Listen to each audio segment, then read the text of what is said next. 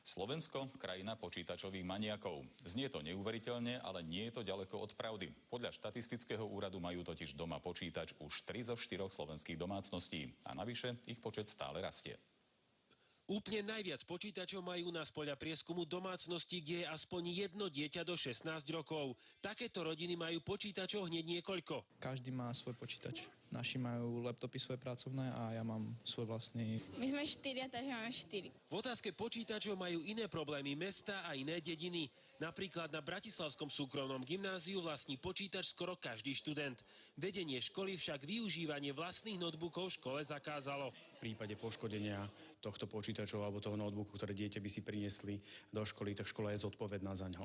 Úplne iný problém zase riešia v obci Havranec pri Svidníku, ktorá má 14 obyvateľov.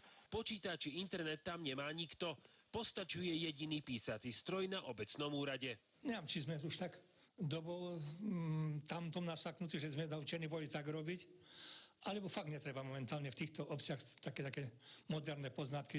Z prieskumov ešte vyplýva, že internet má už skoro každá firma a aj 68% domácností, čo je po 5 rokoch nárast o 21%. Postupne klesajú ceny počítačov a takisto za internetové pripojenia. A ako sme na tom v používaní počítačov a internetu v porovnaní so svetom? Sme niekde v strede Európskej únie, ale napríklad v porovnaní využívania internetu sú na tom naše domácnosti dokonca veľmi podobne ako tie v Spojených štátoch amerických.